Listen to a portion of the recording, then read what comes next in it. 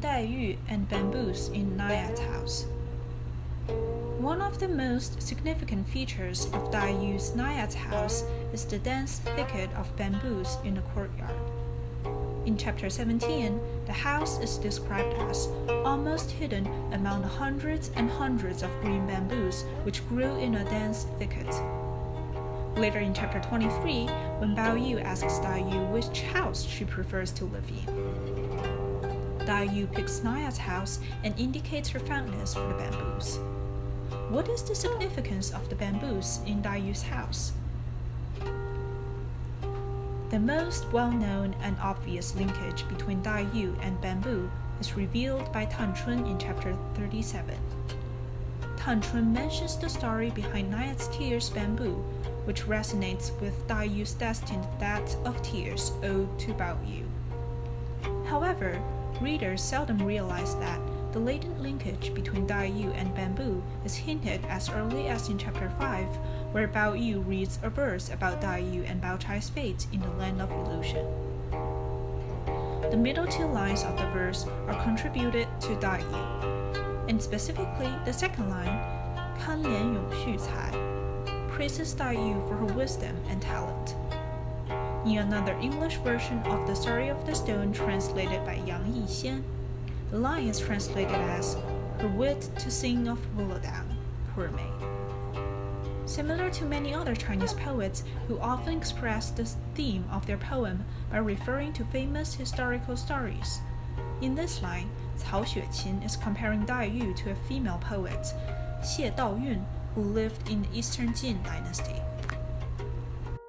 When Daoyun was little, the whole Xie family was once gathered by her uncle Xie An to discuss the meaning of literature. During their meeting, it suddenly began to snow heavily. Anne asked the kids in the family to think about a metaphor for the flurry snowflakes, while her cousin compared the snowflakes to salt scattered in midair. Little Daoyun came up with a great idea to describe the snowflakes as willow floss drifting in the wind. The anecdotes later became well known, and Daoyun was lauded for being so talented at such a young age. Yet her brilliance in composing poem is not the only reason that makes Xie Daoyun a prominent female in Chinese history. The lady was also praised for her extraordinary manner. Her relaxed and sunny spirits led to comparisons with the 7 sages of the bamboo grove. The 7 sages of the bamboo grove are 7 scholars, poets, and musicians who lived in the Eastern Jin dynasty. The 7 often held meetings at the bamboo grove, letting their fancy free in merry revelry, and were thus given the name. The 7 sages were known for their spirit of freedom and transcendence, as they were recognized as the first group of scholars who publicly behaved in a manner contrary to Confucianism's orthodox doctrine. For example, Ranji, a member of the 7 sages, was once blamed for drinking and eating meat right after his mother's death. Such behavior would not be acceptable according to orthodox Confucian doctrine. According to the doctrine, the 3 years following a parent's death should be considered as the period of mourning, and one must abstain from alcohol and keep a vegetarian diet in order to show his or her filial devotion. However, despite his unconventional behavior, Ranji was indeed emaciated and deeply depressed due to his mother's death. He spit up blood at his mother's funeral and almost lost his life. Therefore, the sages were regarded as representatives of people who realized that the essential part of Confucianism is the true understanding of humaneness and love, rather than formalism and overly emphasized doctrines. Hence, the legends about the 7 sages of the bamboo grove have made bamboo a symbol of a free and transcendent spirit in Chinese culture. Now, it is not too hard for us to see that Daiyu has much in common with the bamboo grove sages. Indeed, Daiyu rarely suggests that Baoyu should follow Confucian rules of behavior. In chapter 32, Xiang Yun wants to tell Bao Yu to put more effort into studying Confucian classics and preparing for imperial exam.